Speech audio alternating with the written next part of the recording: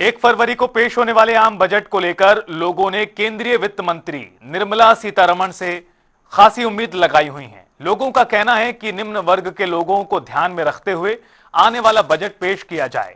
रोजाना जरूरत की चीजों पर टैक्स कम किया जाए ताकि उनकी जेब पर असर ना पड़े और कुछ बचत भी हो पाए। आने वाली 1 फरवरी को हरियाणा सरकार व वित्त मंत्री का बजट आ रहा है। इस बजट को लेकर जनता को इस बजट से काफी मुद्दे हैं। आइए इनसे बातचीत करेंगे कि बजट को लेकर इनका क्या कुछ कहना है। मैं कैमरामैन को मेरा आ गया है कि इनसे पूछे क्या। नमस्कार नमस्कार सर। मैडम क्या नाम आपका? मीनू बांसल। मैडम हरियाणा सरकार का जो वित्त मंत्री का बजट आ रहा है 1 तारीख को, इसको लेकर क्या कुछ कहना चाहोगे? इसको लेकर मैं ये कहना चाहूंगी कि जो आम आदमी इतनी ज्यादा महंगाई की समस्या का सामना कर रहा है, तो महंगाई को कम करनी चाहिए।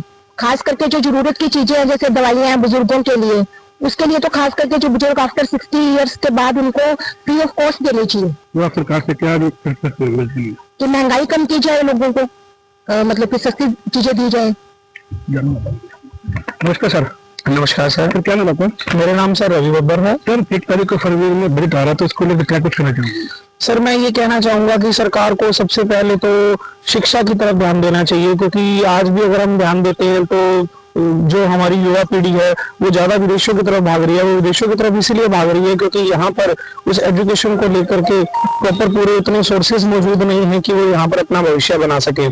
अगर हम बात करें, सरकार को नए नए अवसर तलाशने चाहिए, नए नए तरीके से एजुकेशन को बढ़ावा देना चाहिए। सर आज जो युवा जो बेरोजगार है, रोजगार के लिए बड़ी पर काम कर रहे हैं, तो युवाओं के लिए क्या कुछ कहना चाहोगे? मैं युवा के लिए सर ये काम कहना चाहूंगा कि सरकार को नए अवसर तलाशने चाहिए। जैसे कि लघु उद्योग की मैं बात करता हूँ, कई जगह पर लघु उद्योग को विकसित किया जाना चाहिए। इंडस्ट्री, अगर छोटी इंडस्ट्री बनेगी, वहां पर उसके लोकल रोजगारों को, अगर लोकल लोगों को रोजगार मिलेगा तो हम उनके लिए बेरोजगारी की समस्या भी दूर हो जाएगी और सरकार के लिए आय के साधन भी बढ़ जाएंगे। क्या नाम आपका सर? कृष्ण कुमार। सर 2026 का बजट आ रहा है 1 फरवरी को, तो उसके लिए क्या कुछ कहना चाहोगे? मैं यही कहना चाहूंगा जी, इस बजट में मेरी यही उम्मीद है सरकार से कि स्वास्थ्य को लेकर, हेल्थ को लेकर थोड़ा बजट इसमें बढ़ाया जाए। बिकॉज एक स्वस्थ नागरिक ही देश की पूंजी होता है, वही देश को आगे बढ़ा सकता है। हमने कोरोना के टाइम में देखा था कि बहुत ज्यादा हमें प्रॉब्लम फेस करनी पड़ी थी ड्यू टू कि हमारे पास इतने हॉस्पिटल्स नहीं थे, हॉस्पिटल उसमें बेड की कमी आ गई थी। तो मैं यही कहना चाहूंगा कि हर जगह इतने हॉस्पिटल्स बनाए जाएं कि ऐसी अगर सिचुएशन इन फ्यूचर आती है तो हमें वो चीज फेस ना करनी पड़े जो हमने कोरोना टाइम में फेस करी थी।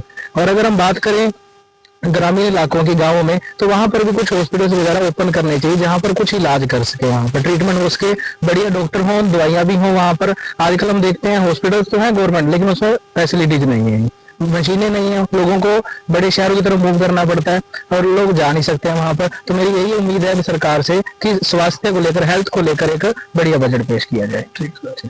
क्या नाम आपका? मेरा नाम ऋषिपाल सर। सर 2026 का बजट आ रहा है वित्त मंत्री जी का, तो क्या कुछ कहना चाहोगे? मैं सर ये कहना चाहूंगा कि जो बजट है वो निम्न स्तर पे जो लोग होते हैं और मिडिल क्लास फैमिली के लोग होते हैं, उनकी तरफ ध्यान रखते हुए बजट पेश करना चाहिए।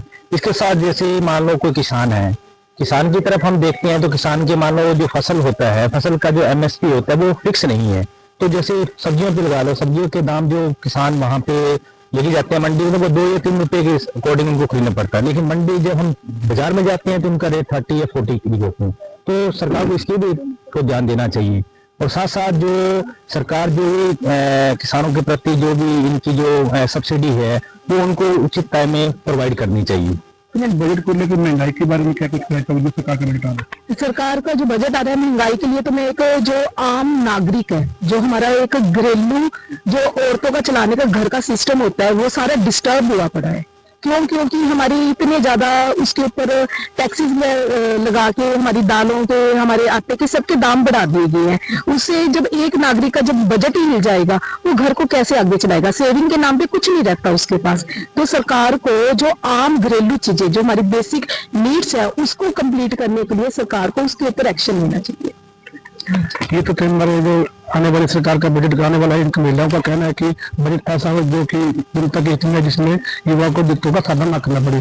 कैमरा पर्सन के साथ जनता टीवी अमन बंसल की रिपोर्ट।